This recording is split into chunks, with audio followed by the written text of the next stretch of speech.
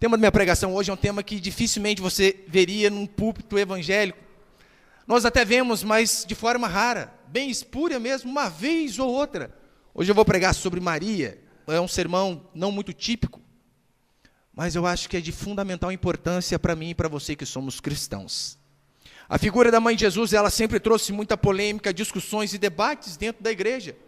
E alguns, por ignorância, acabam às vezes esquecendo o papel fundamental que ela teve. E acabam indo para extremos. O meu desejo não é de forma alguma ofender, seja por falta de sabedoria, seja às vezes por ironia. Se eu o fizer, já de antemão eu peço perdão. Mas o meu objetivo é que você conheça o grande papel da mãe de Jesus Cristo.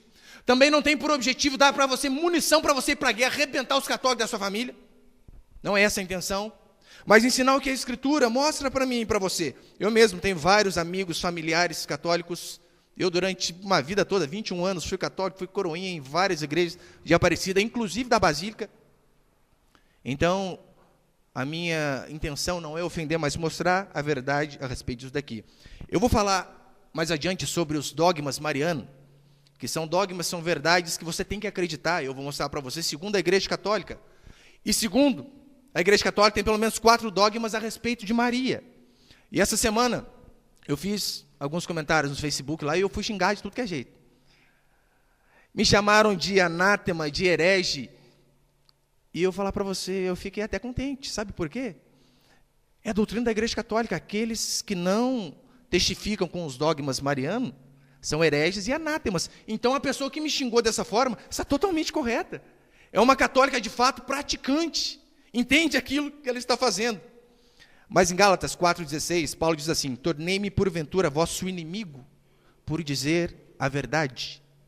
Eu quero falar esse versículo só no final da minha pregação novamente. Tornei vosso inimigo por falar a verdade? Creio que não. A intenção, como eu falei, não é denegrir de forma alguma a pessoa de Maria, porque ela, sem sombra de dúvida, foi a mais bem-aventurada mulher que já pisou na face da terra. Pastor, o que o senhor está falando, homem? Dificilmente você vai ouvir um pastor falar dessa forma, mas é o que é correto. Maria foi um exemplo de conduta, um exemplo de submissão, alguém que todos nós, sem exceção, deveríamos imitar. Só que o problema é que muitos evangélicos vão para extremos e acabam banalizando a pessoa da mãe de Jesus. Não falando de suas virtudes, não falando de seu exemplo, não falando de seu caráter.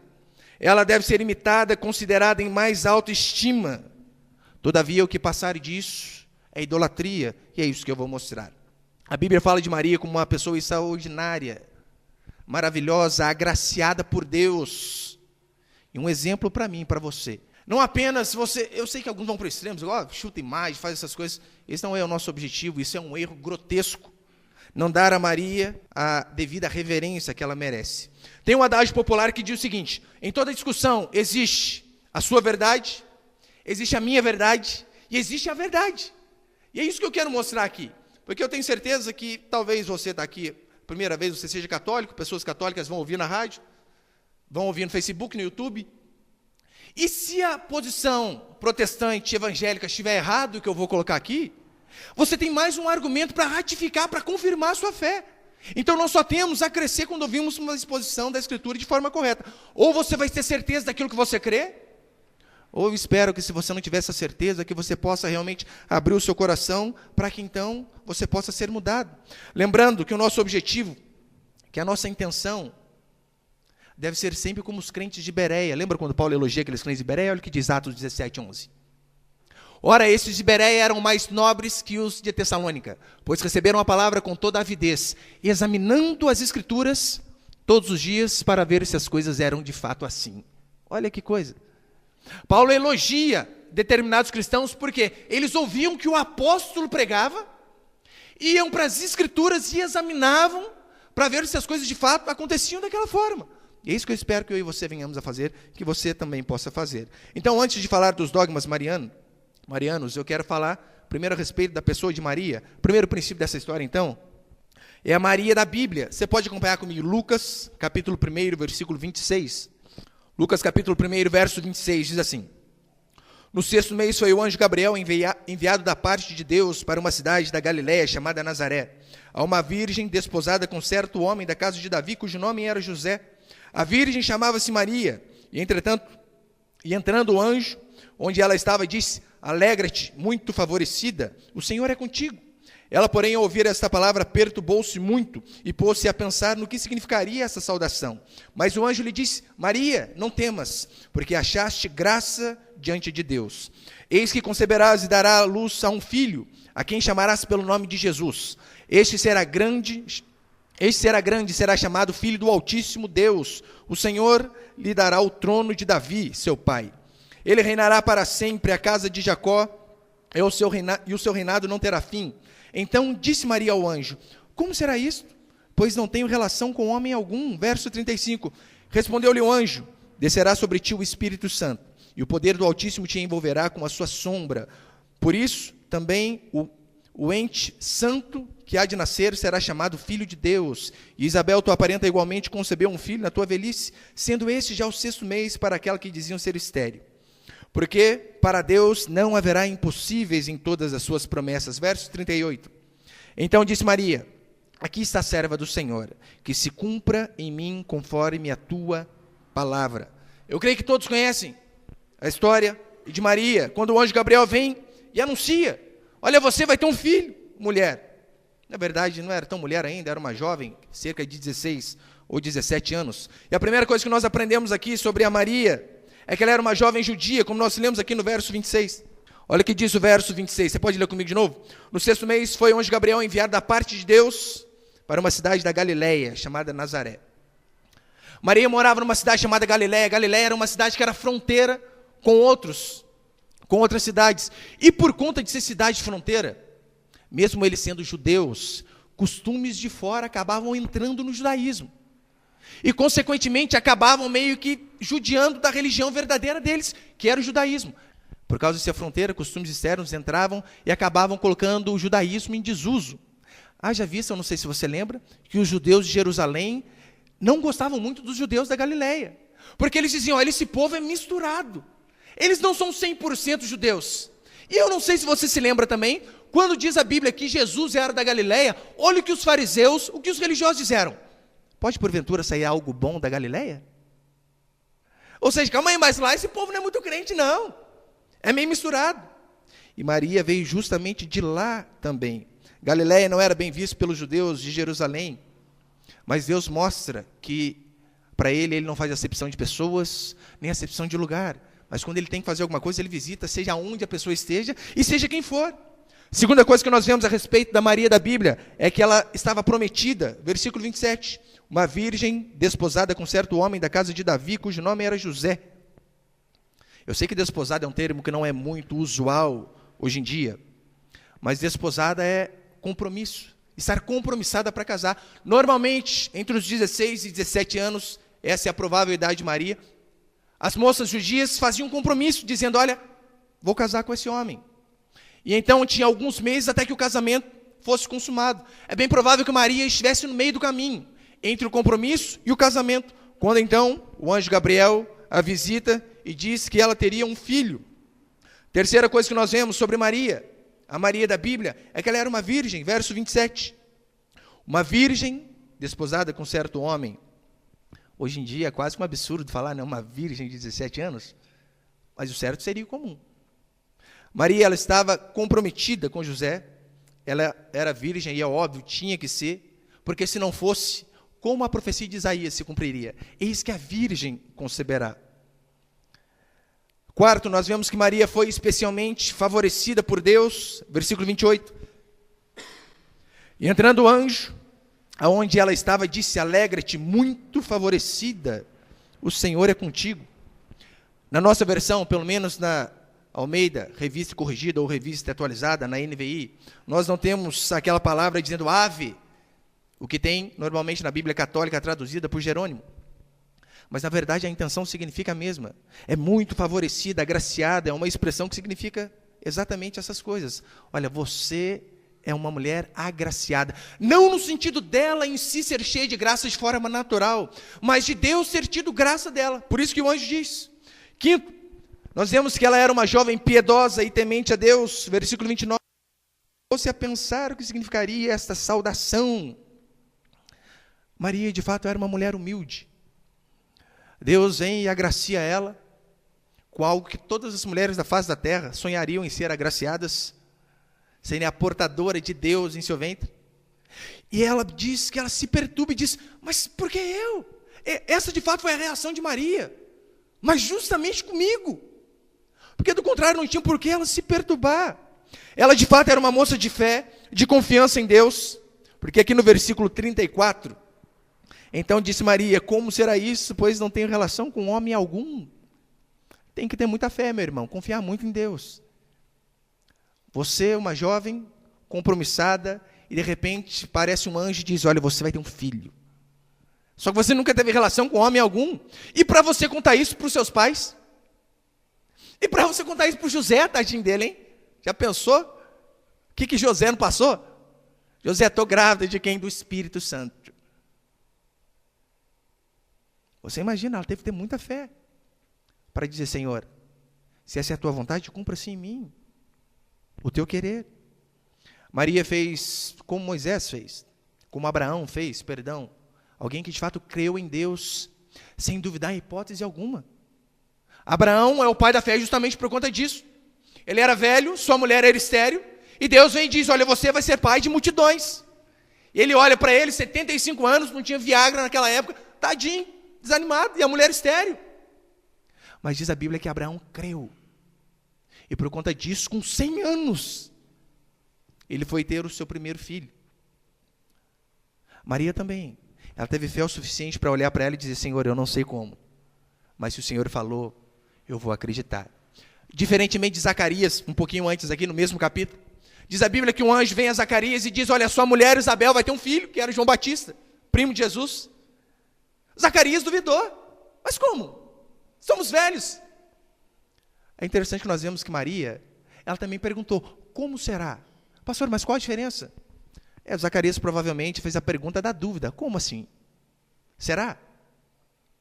Maria talvez foi mais curiosa, né? Senhor, eu acredito, mas que jeito? Como que vai ser esse negócio?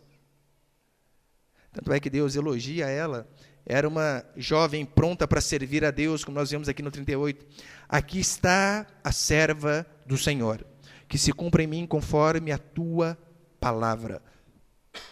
Mas eu quero chamar uma atenção especial para esses dois últimos pontos, o 4 e o 5. Quando a Bíblia diz que Maria foi especialmente favorecida por Deus, a expressão literalmente é essa, muito favorecida, agraciada. É a mesma expressão que nós lemos aqui no versículo 30. Mas o anjo lhe disse, Maria, não temas, porque achaste graça diante do Senhor. E a mesma expressão que nós lemos em Efésios capítulo 1, versículo 6, olha o que diz Efésios 1, 6. Para o louvor, aqui Paulo falando a respeito dos crentes que creem em Jesus Cristo, para o louvor da glória de sua graça, que ele, Jesus Cristo, nos concedeu gratuitamente no amado. Concedeu essa palavrinha no hebraico, no grego, perdão, caritou, que é a mesma palavra usada no versículo 28, no versículo 30 de Lucas capítulo 1, para mostrar para mim e para você o seguinte, Maria sim, ela foi abençoada por Deus, Deus teve graça e misericórdia dela, mas assim como Deus teve graça e misericórdia de Maria, ela foi bem-aventurada por conta de Deus a escolher, assim é todo aquele que crê em Cristo, aquele que acredita em Jesus Cristo, recebe, é concedido a ele a mesma graça que foi concedida a Maria, sem diferença alguma. Pastor, mas qual que é o problema então? Como eu falei, o problema está na tradução das Bíblias. Jerônimo, que traduziu a Bíblia católica, ele usa uma Bíblia chamada Vulgata Latina, foi o nome que ele deu para essa tradução. E tem algumas diferenças, nada que mude o contexto, mas tem algumas diferenças que nós precisamos atentar um pouco mais.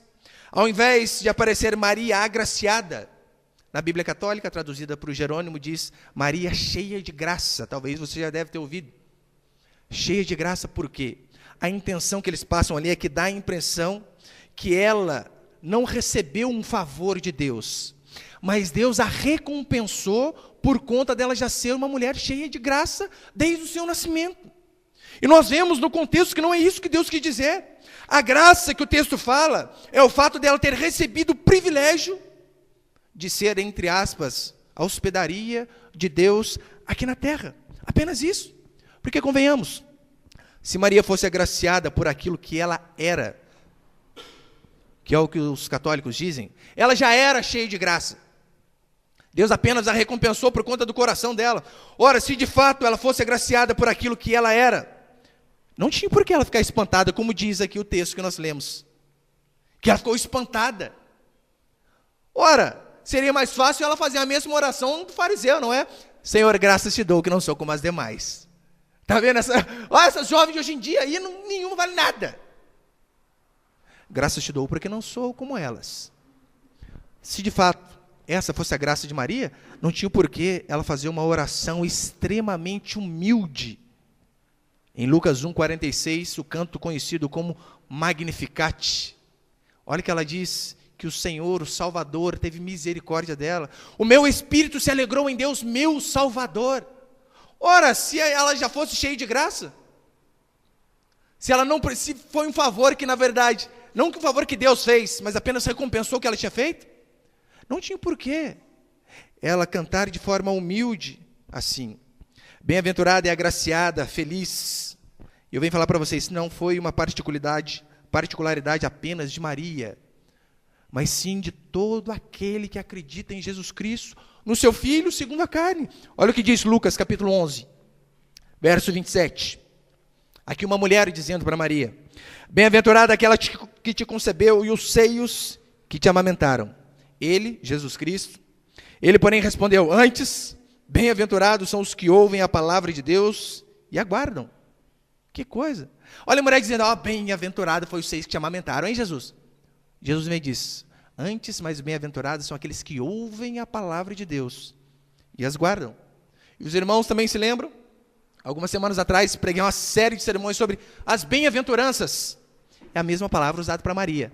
Bem-aventurada Maria, bem-aventurados os humildes de espírito, bem-aventurados que têm fome e sede de justiça. É tão fato que Maria não era superior às demais pessoas, e eu falo com todo respeito, que o próprio Jesus não deu essa proeminência a ela. Como assim, pastor? Jesus não deu essa proeminência a ela? Jesus, ele elogia João Batista, mas ele não dá a proeminência que muitos dão à sua mãe. Mateus capítulo 11, versículo 11. Em verdade vos digo, entre os nascidos de mulher, ninguém apareceu maior do que João Batista. Mas o menor no reino dos céus é maior do que ele. Ora, se a mãe dele fosse de fato a maior, ele teria falado: dos nascidos de mulher, ninguém é maior que minha mãe. Mas ele disse: dos nascidos de mulher, ninguém é maior que João Batista. Porque João Batista foi o último profeta, foi o cumprimento, o ciclo se fechando a respeito do profeta até que Jesus voltasse. Então, por isso que Jesus disse isso a respeito de João. A saudação do anjo Gabriel virou o Ave Maria, mas não foi essa a intenção. Foi apenas uma saudação do anjo. Não era para ser rezada ou orada de forma contínua. Mas também a Bíblia diz que ela era uma jovem piedosa e temente a Deus. Eu vou deixar bem claro. Maria era uma jovem piedosa, era uma jovem temente a Deus. Todavia, ela não era divina. Todavia, ela não era sem pecado. Eu vou mostrar isso para você aqui na Escritura. E não era também mais agraciada do que as outras, pelo fato de ter tido esse privilégio, no sentido de se colocar numa posição maior. É fato que nós lemos aqui no versículo 29. Olha, ela era uma jovem humilde. Ela sabia que ela não merecia aquela graça toda.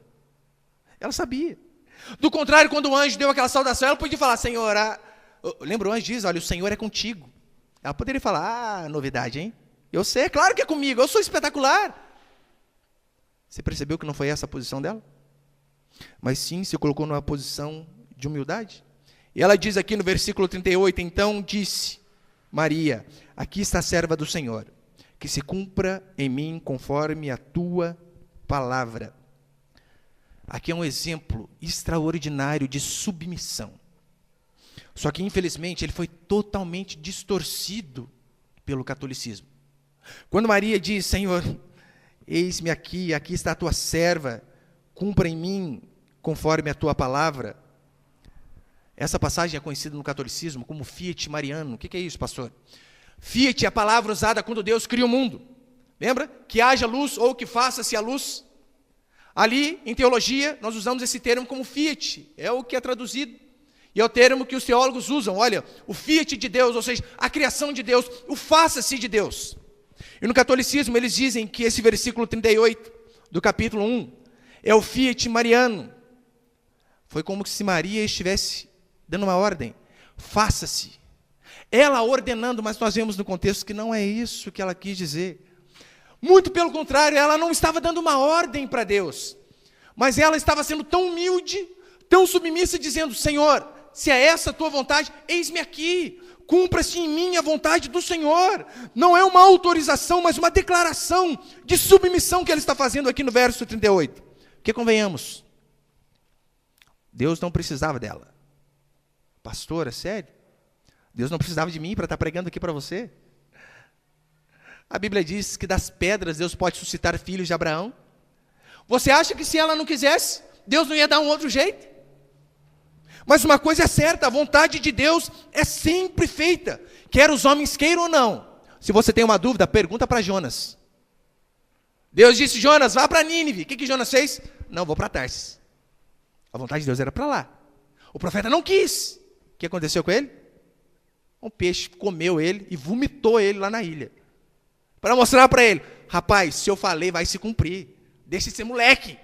Essa é a tradução minha, óbvio, né? Mas Deus não precisa de mim, de você. Se Ele quisesse, Ele faria tudo por meio de anjos. Mas mesmo assim, Ele vem e usa as nossas vidas. A vontade de Deus é sempre feita, quer o homem queira ou não. Mas segundo princípio dessa história, primeiro nós vimos a Maria da Bíblia, que é o que nós acabamos de expor. Segundo, a Maria católica, ou seja, a Maria que o catolicismo apresenta. A Mariologia católica, que é a doutrina que estuda a Maria, ela está fundamentada, em sua maior parte, nos livros apócrifos. O que são isso, pastor? Livros apócrifos. São livros que não são considerados de inspiração divina, por isso não estão no cânon sagrado. Erros de data e várias outras coisas. E são vários desses livros que falam de Maria. Esses livros apócrifos, eles tentam preencher lacunas que aparentemente os evangelhos deixam. Que convenhamos, o evangelho não diz toda a história de Jesus. Não diz a respeito da infância de Jesus.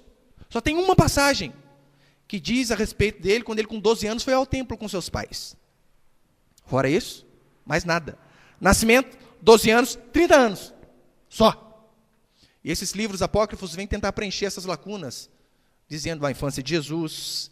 Eles dizem, olha, o nome dos pais de Maria, por exemplo, na Escritura não diz o nome dos pais de Maria, mas nos livros apócrifos diz que é Joaquim e Ana, o nome de seus pais.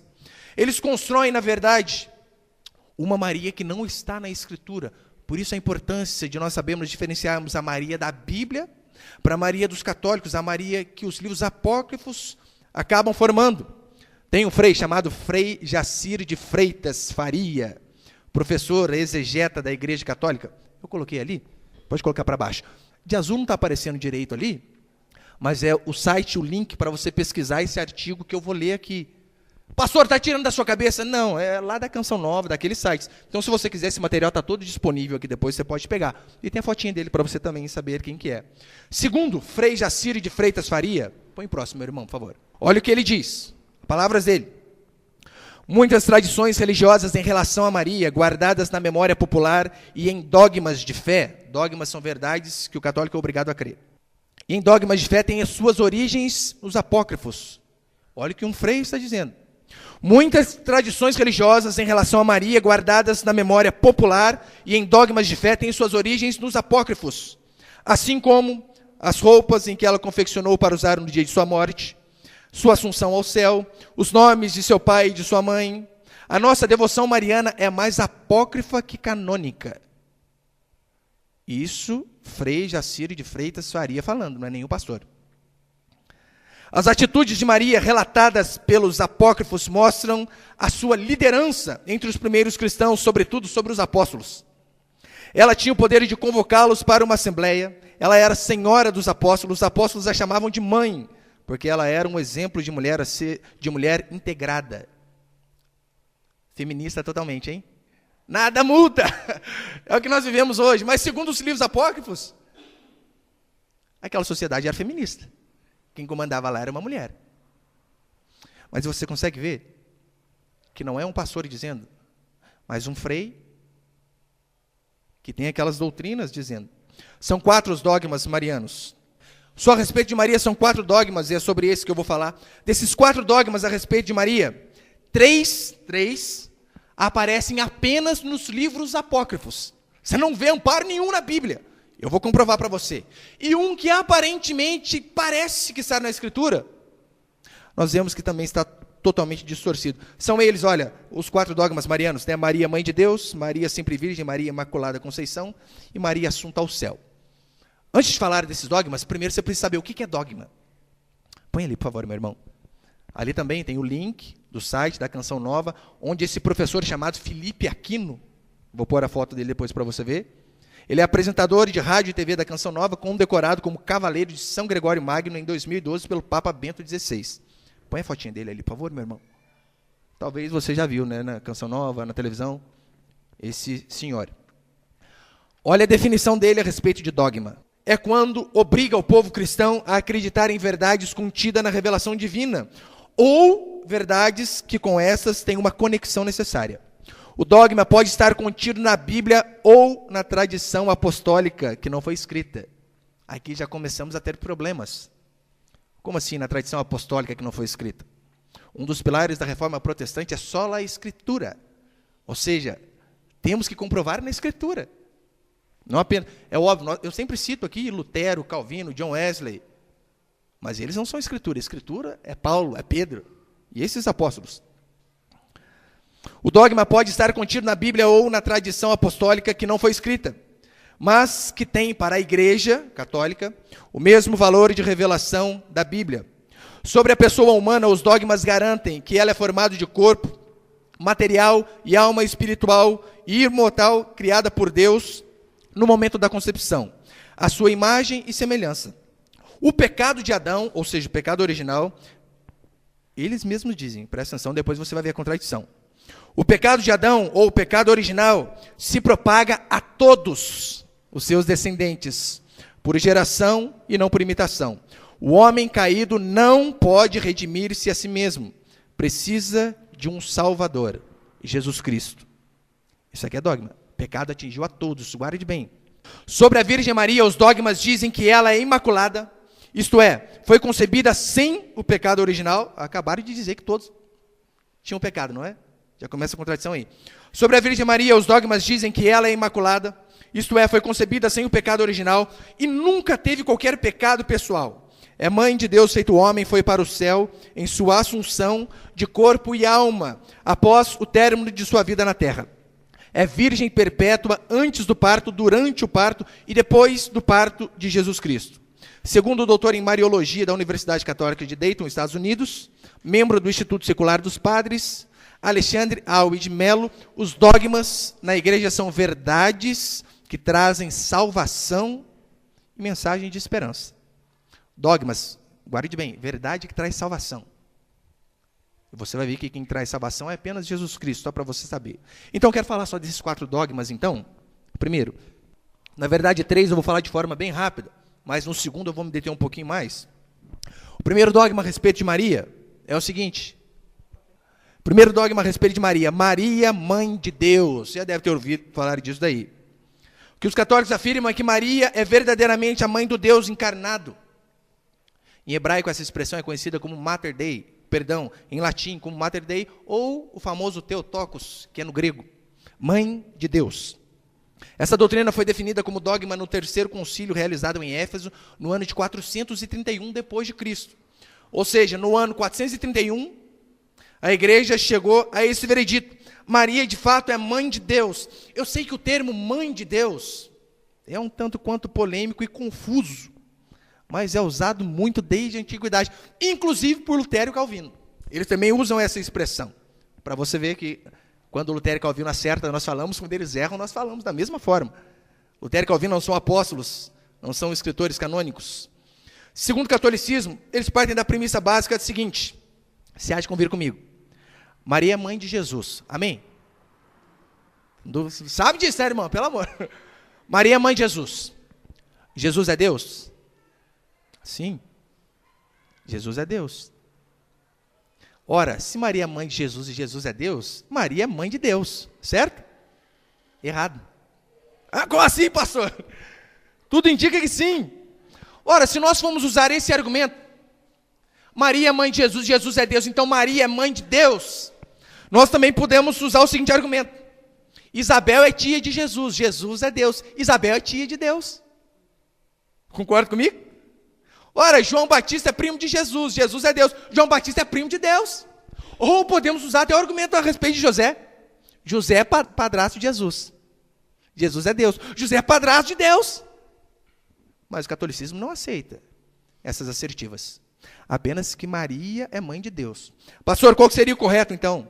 O correto é o seguinte: Jesus é Deus? Sim. Jesus é Deus e homem. Essa é a grande diferença. Maria, portanto, é a mãe da parte humana de Jesus. E não mãe de Deus, como eles dizem. E é inclusive isso que o concílio de Éfeso afirma. Maria é mãe da parte humana de Cristo. Segundo dogma, eu quero me deter um pouco mais nesse, os outros dois também vão ser rápidos. Talvez esse aqui é o mais polêmico, que mais dá debate, sobre a perpétua virgindade de Maria. O catolicismo ensina que Maria é virgem antes, durante e depois do parto. Esse é o dogma mais antigo do catolicismo, definido no Concílio de Trento em 1555.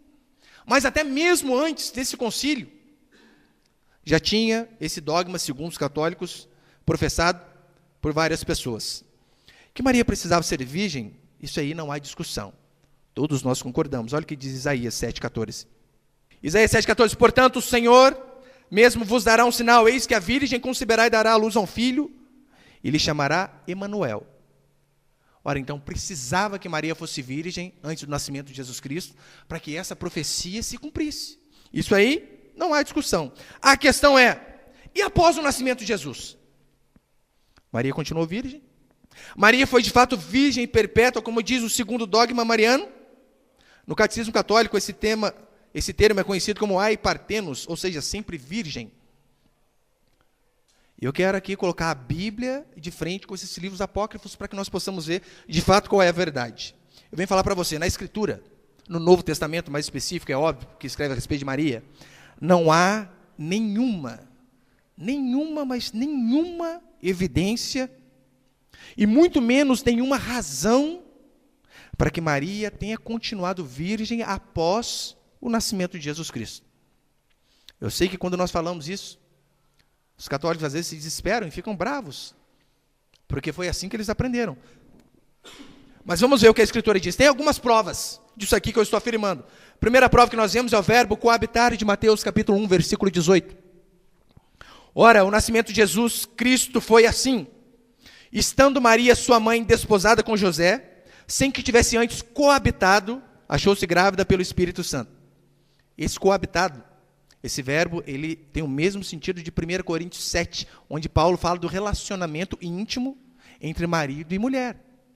É só uma leitura do texto de forma sincera, sem querer interpretar muito, que nós vemos, olha, sua mãe desposada com José, sem que tivesse antes coabitado, achou-se grávida pelo Espírito Santo. Essa é a primeira prova, o verbo coabitar. Segunda prova, o verbo conhecer, Mateus capítulo 1, versículo 25, diz assim: contudo não a conheceu enquanto ela não deu à luz a um filho, a quem pôs o nome de Jesus.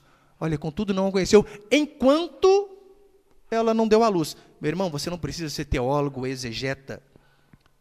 É necessário saber apenas um pouco de interpretação, e bem básico, para que nós possamos dizer, olha, enquanto ela não deu à luz a um filho. Essa expressão, conhecer, é uma expressão idiomática judaica para a relação sexual entre marido e mulher. Conhecer.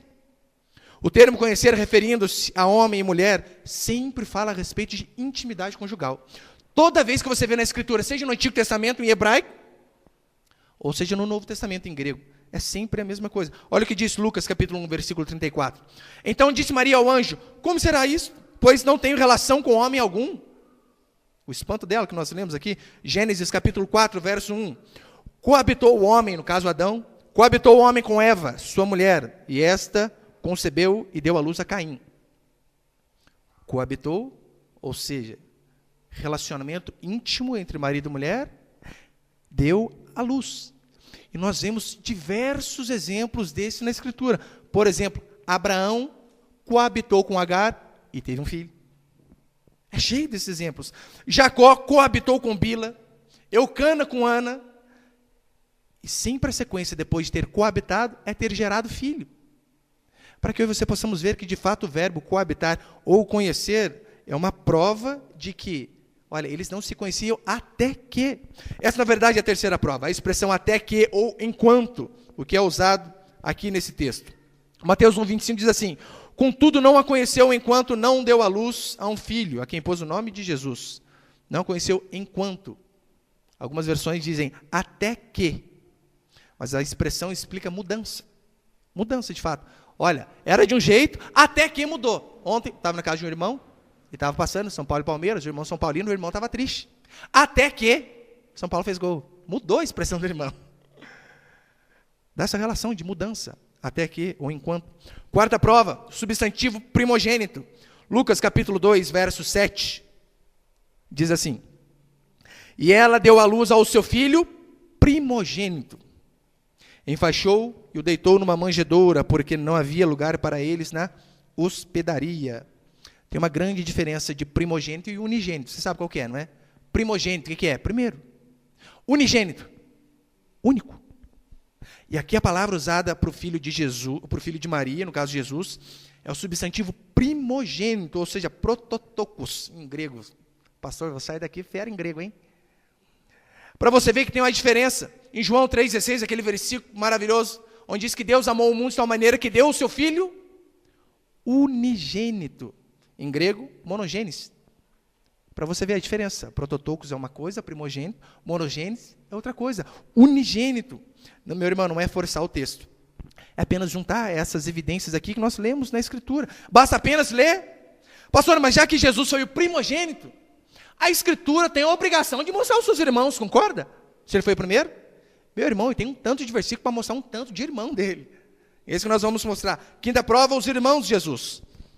Mateus capítulo 12, verso 46.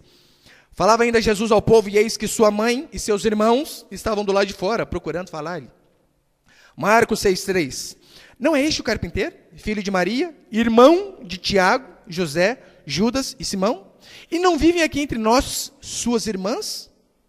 Escandalizavam-se nele. Vamos ser bem benignos. Dá o nome de 4 irmãos. E suas irmãs. Sendo benigno, suas no mínimo 2, né? Plural, senão seria sua irmã. No mínimo 6 irmãos, é o que a Bíblia relata. João 2,12. Depois disso, desceu ele para Cafarnaum com sua mãe, seus irmãos, seus discípulos, e ficaram ali muitos dias. É porque muitos católicos dizem que irmãos e discípulos é a mesma coisa. Ora, então não precisa falar 2 vezes, né? Seus irmãos e seus discípulos. Era só falar seus irmãos, ou seus discípulos. Atos, capítulo 1, verso 14. Todos estes perseveravam unânimes em oração, com as mulheres, com Maria, mãe de Jesus, uma ênfase a mãe dele, e com os irmãos dele. Não eram os irmãos da igreja, os irmãos dele. Gálatas 1, 18. Decorrido 3 anos, então subi, aqui Paulo falando, então subi para Jerusalém para visitar-me, para avistar-me com Cefas, que é Pedro, e permaneci com ele 15 dias, e não vi outro dos apóstolos, senão Tiago, o irmão do Senhor. 1 Coríntios 9, 5. E também o de fazer-nos acompanhar de uma mulher irmã, como fazem os demais apóstolos e os irmãos do Senhor e Cefas. Aqui Paulo está falando, olha, todos os irmãos, todos os apóstolos, eles se fazem acompanhar de uma irmã. Seja a esposa, no caso Pedro, que era casado, você deve se lembrar que Jesus curou a sogra de Pedro. Ele diz, olha, mas todos fazem isso, os demais apóstolos e os irmãos do Senhor. Ou seja, as evidências são muitas. Mas sexta prova, tem um salmo messiânico, Salmo 69. Salmo 69, mas na Bíblia Católica, se você procurar o Salmo 68, é que tem alguns que dão uma diferença. Bíblia Católica, Salmo 68. Diz assim, Salmo messiânico, falando a respeito do Messias: tornei-me estranho a meus irmãos e desconhecido aos filhos de minha mãe. Olha o que o Messias diria. Tornei-me estranho a meus irmãos e desconhecido aos filhos de minha mãe. Pastor, qual que é o cumprimento desse salmo? João capítulo 7, verso 3. Dirigiram-se, pois, a ele seus irmãos e lhe disseram: deixa este lugar e vai para a Judéia, para que também os teus discípulos vejam as obras que tu fazes. Aos irmãos de Jesus. Ó, vai para lá para os seus discípulos reconhecer você, para a gente já ver que discípulo e irmão não é a mesma coisa aqui também. Porque ninguém há que procure ser conhecido em público, e contudo realize os seus feitos em oculto. Se faz essas coisas, manifesta-te ao mundo, pois nem mesmo os seus irmãos criam nele. E tem uma grande diferença aqui. Sei que os católicos dizem, irmão e discípulo é a mesma coisa. Não, discípulo aqui significa pupilo. Irmão é adelphos, de fato, irmão de sangue. Mas outros argumentos católicos que nós vemos é o seguinte: esses irmãos que Jesus diz, não são irmãos, são primos. Você sabe, tem uma diferença, irmão e primo, né? Mas eles dizem que é a mesma coisa. Eles dizem o seguinte, olha, esses aqui são filhos de outra Maria, que também era irmã da mãe do Senhor. Primeiro, quem que tem duas filhas e coloca o mesmo nome nas duas filhas? Está aqui a Terezinha, ela tem duas filhas, a Flávia e a Flaviane. Terezinha, como que chama sua filha mais velha? Flávia. E a mais nova? Flávia. Não tem muita lógica. Normalmente você põe nomes diferentes. Além do mais, ainda que fosse nomes iguais, duas irmãs com o mesmo nome, convenhamos, todas as vezes que aparece esses filhos de Maria, aparecem eles andando com a tia e nunca com a mãe. Ô mãe relapsa, hein? Aí nunca está com os meninos. Então é estranho. No hebraico, o Antigo Testamento, não há diferença, é verdade, entre irmão, primo e parente próximo. Se você for ler no Antigo Testamento, é uma palavra só usada para tudo. Abraão era tio de Ló. Mesmo assim, diz lá que a palavra é a mesma, é parente próximo. No grego, não. No grego dá uma grande diferença. Adelphos é irmão, Anépsios é primo e Sugneses é parente. Então dá uma diferença boa. Não tem como a gente falar, não, ali é primo. Não, primo é primo e irmão é irmão. E além do mais, a definição de irmão, que é adelphos em grego, é a seguinte: um irmão, quer nascido dos mesmos pais, ou apenas do mesmo pai, ou da mesma mãe. Que era o caso de Jesus e seus irmãos. Jesus era irmão desses homens, só por conta da mãe, e não, é óbvio, por conta do pai. Olha o absurdo que alguns chegam a dizer. Eu sei que alguns católicos, às vezes, dão um argumento seguinte: esses irmãos que fala são filhos de José de um outro casamento. José era viúvo aí, e como ele era viúvo, ele trouxe os filhos para o casamento com Maria. Absurdo, né? Você não vê amparo nenhum na Escritura para esse tipo de heresia. Só que não tem fundamento escriturístico nenhum. Além do mais, no contexto judaico, a virgindade era preciosa até o casamento. Depois disso não tinha porquê a pessoa continuar sendo virgem. Não há nada de errado em Maria ter tido mais filhos. Deixa bem claro, nada de errado. Muito pelo contrário. Esse era justamente o sinal da bênção de Deus sobre ela. Porque um dos sinais da bênção de Deus, você deve se lembrar, é quando a mulher tinha muitos filhos. E quando Deus queria amaldiçoar uma mulher, o que ele fazia? Cerrava o ventre. Lembra? Sara e Agar? Sara, tadinho, não tinha filho nenhum. Demorou para ter. Agar tinha filho igual com ele. E eles diziam, ela é abençoada. Sara, todavia, não. Então nós devemos lembrar sempre desse exemplo. Muitos filhos sempre foi sinal da bênção de Deus. Vida sexual não tem nada a ver com pecado. Deixa bem claro. Vida sexual não tem nada a ver com pecado. Foi Deus que criou e ainda ordenou o sexo dentro do casamento. Então qual o problema? Olha o que diz Hebreus 13:4. Digno de honra entre todos seja o matrimônio, bem como o leito sem mácula. Digno de honra entre todas as coisas seja o matrimônio, bem como o leito sem mácula, ou seja, a cama sem mancha. Isso não diminui em nada a dignidade e a graciosidade de Maria, o fato dela ter tido relação com seu marido e ter tido mais um monte de filhos. Mas terceiro dogma que nós vemos de Maria é sobre a Imaculada Conceição de Maria, ou Concepção Imaculada. Olha o que diz o Catecismo Católico.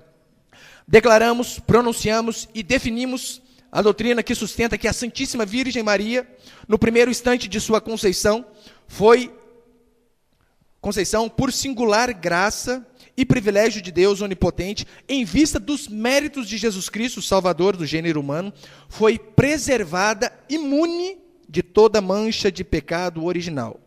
Essa doutrina foi revelada por Deus e portanto, deve ser sólida e constante, crida por todos os fiéis. Data, 8 de dezembro de 1854, assinado pelo Papa Pio IX, na bula Inefabilis Deus. Ou seja, o que ele está dizendo aqui é o seguinte: Maria foi preservada imune de toda mancha do pecado original. E eles dizem mais, ela não apenas foi concebida sem pecado, mas ela teve uma vida sem pecado. Ela viveu de forma a não ter pecado nenhum. Pastor, o que a Escritura diz a respeito disso? Nada. Nada. Não há amparo bíblico nenhum. Muito pelo contrário. Olha o versículo 47. Você pode acompanhar comigo, que é o Magnificat, o canto de Maria? Só uma página para frente aí. Maria, depois de ser agraciada por Deus, ela canta. E olha o cântico de Maria. Então disse Maria, a minha alma engrandece ao Senhor, e o meu espírito se alegrou em Deus, meu Salvador. Ou seja, Maria reconhecendo que precisa de um Salvador. Porque contemplou na humildade da sua serva, pois desde agora todas as gerações me considerarão bem-aventurada, porque o poderoso me fez grandes coisas, santo é o seu nome, por aí vai. Olha, o poderoso me fez grandes coisas, contemplou a humildade da sua serva, me alegrei em Deus, meu Salvador. Ou seja, expressões de uma pessoa que reconhece que não é perfeita, que é falha, que também é pecador. Além do mais, Romanos, capítulo 3, verso 23, diz assim, pois todos pecaram e carecem da glória de Deus. Todos, significa todos. Romanos 5,12, portanto, assim como por um só homem entrou o pecado no mundo, e pelo pecado a morte, assim também a morte passou a todos os homens, pois todos pecaram. Ou seja, com a exceção apenas exclusiva de Jesus Cristo, sem pecado, todos os demais do gênero humano, diz a Escritura, que pecaram. Hebreus capítulo 7, verso 26 diz assim, com efeito nos convinha um sumo sacerdote, falando a respeito de Jesus Cristo, com efeito nos convinha um sumo sacerdote como este, santo, inculpável, sem mácula, ou seja, sem mancha, separado dos pecadores e feito mais alto do que os céus. A Bíblia só fala a respeito de uma pessoa, santo, inculpável e sem mácula, sem mancha de pecado. E essa pessoa não é Maria, mãe de Jesus, mas sim o seu filho. Além do mais, para que Maria fosse sem pecado, concorda comigo que teria que haver uma sucessão? Jesus nasceu sem pecado. Se a sua mãe também nasceu sem pecado, é óbvio que a mãe de Maria também não poderia ter pecado. Consequentemente, a avó de Maria, e a bisavó de Maria, e assim uma sucessão até chegar em Eva. Só tem um problema, Eva foi a primeira que pecou, juntamente com seu marido Adão. Então, nós não temos amparo nenhum na Escritura a respeito desse dogma. E quarto, e último para encerrar, quarto dogma, a Assunção de Maria. O catolicismo católico declara assim, declaramos e definimos ser dogma divinamente revelado que a Imaculada Mãe de Deus, sempre Virgem Maria, terminado o curso da sua vida terrena, foi assunta em corpo e alma à glória do céu. Papa Pio XII, dia 1º de novembro de 1950. Ou seja, foi assunta de corpo e alma ao céu. Assim como Jesus, lembra? Jesus foi assunto aos céus em corpo e alma. O catolicismo, seu quarto dogma, diz que Maria também foi assim. Tem uma lenda, na verdade um conto apócrifo, conhecido pela Dormição de Maria. Põe a foto ali, por favor. Eu não sei se dá para ver direito. Nos livros apócrifos fala a respeito dessa história. Aqui é Maria, quando ela morre. Diz os livros apócrifos que todos os apóstolos foram onde ela estava, inclusive Paulo, todos os apóstolos, inclusive Paulo, guarda bem, apóstolo Paulo. Jesus Cristo veio juntamente com o anjo Gabriel, e então Jesus ressuscita a sua mãe, e ela é assunta em corpo e alma aos céus. Pastor, o que a Bíblia diz a respeito disso? Nada. A Bíblia não diz que Maria ressuscitou, mas diz que Maria aguarda a ressurreição dos santos juntamente com todos os outros que morreram em Cristo Jesus. Os nossos pais, nossos avós que morreram em Cristo, Paulo, Pedro, Maria juntamente com esses aguarda a ressurreição de todos os santos. E as evidências nós vemos por toda a Escritura. Segundo esse conto da Dormição de Maria, diz que os apóstolos estavam ali, Paulo também estava. O interessante é que quando Paulo vai falar a respeito da ressurreição, Paulo não cita o exemplo de Maria. Olha o que diz 1 Coríntios capítulo 15, verso 20. Paulo falando a respeito da ressurreição. Mas, de fato, Cristo ressuscitou dentre os mortos. E isso eles foram testemunhas oculares. Viram e morreram por conta dessa verdade, você deve se lembrar. As pessoas, vocês não viram ele? Eles disseram, vimos sim. Nós vamos matar vocês. Pode matar, mas nós vimos ele. Eles morreram por conta dessa verdade. Olha o que Paulo diz. Mas de fato Cristo ressuscitou dentre os mortos, sendo ele as primícias dos que dormem. Visto que a morte veio por um homem, também por um homem veio a ressurreição dos mortos. Porque assim como em Adão todos morrem, assim também todos serão vivificados em Cristo. Cada um, porém, por sua própria ordem. Cristo, as primícias, depois os que são de Cristo na sua vinda, e então virá o fim. Aqui Paulo fala como que será a ressurreição dos mortos. Ele diz assim como Cristo, as primícias. Quando for terminar as coisas, quando for vir o fim, primeiro virá Cristo, depois os que morreram em Cristo, e então virá o fim. Você concorda comigo? Se de fato fosse verdade a assunção de Maria em corpo e alma, era uma baita uma oportunidade para Paulo falar a respeito da mãe de Jesus Cristo. Mas ele não fala. O apóstolo João, não sei se você lembra, Jesus crucificado, Jesus olha para João, o apóstolo amado, e diz, filho, eis aí a tua mãe.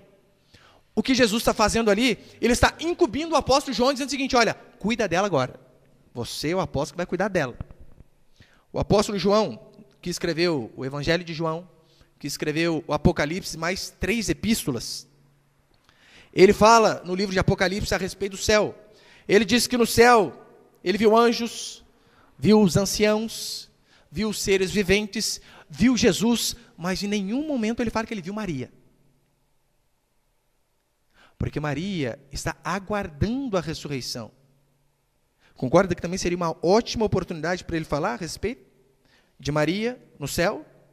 Maria morreu por volta do ano 50 depois de Cristo. João escreveu o Evangelho e as cartas por volta do ano 90, 95.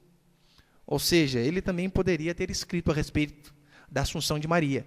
Mas esse apóstolo não escreve. Para você ver que essa história tem apenas nos livros apócrifos. A Bíblia fala da assunção corporal de 2 pessoas. Enoque e Elias. Elias numa carruagem de fogo. E Enoque diz que ele foi transladado. Ora, se catolicamente Maria é superior a esses homens, por que a Bíblia fala deles e não fala dela? Então devemos analisar sempre a Escritura. E para encerrar, pastor, qual deve ser a nossa atitude em relação a Maria? Primeiro, respeito. Todo respeito. Sempre. Devemos tê-la como exemplo. Jamais devemos fazer como muitos de nossos irmãos evangélicos que menosprezam a pessoa de Maria, que ignoram a pessoa de Maria, que vão para o extremo. A primeira relação que nós devemos ter com Maria é uma relação de respeito. Segundo, não cultuá-la. Isso é básico. Eu sei que no catolicismo eles fazem uma diferença entre latria e idolia. Latria é o culto que se presta só a Deus, idolia é uma espécie de veneração que se faz a Maria e aos santos. Teoricamente é assim que funciona, mas na prática sabemos que não é assim. Sabemos que é a mesma coisa. Ser agraciada não faz de Maria melhor que as outras pessoas. Então, devemos respeitá-la, não cultuá-la, não orar a Maria. Maria morreu em Cristo, e juntamente com todos os outros que morreram em Cristo, está aguardando a ressurreição dos mortos. Ela não tem o poder de ouvir a sua oração. Porque se você fala que se você ora a Maria aqui, ela ouve, e o fulano ora lá em Taubaté e ela ouve, você está dizendo que ela está em 2 lugares ao mesmo tempo. E a onipresença é um atributo exclusivo de Deus. Se Maria sabe das suas necessidades, sabe da necessidade do seu vizinho, você está dizendo que ela sabe de todas as coisas. E onisciência é um atributo exclusivo de Deus. Então não devemos orar a Maria. Ela não pode ouvir orações, ela não pode mediar, ela não pode interceder. Eu não sei se você já viu aquele adesivo que os católicos usam. Pede a mãe que o filho atende. Acho que é por aí, né? Pede a mãe que o filho atende. Segundo a Escritura, não é assim que funcionam as coisas, não. Pastor, a quem devemos pedir para que o pai atenda? 1 Timóteo 2,5. Porquanto há um só mediador entre Deus e os homens. Cristo Jesus, homem. Apenas uma pessoa que pode nos ligar a Deus. E essa pessoa, segundo a Escritura, é Jesus Cristo. Por quê?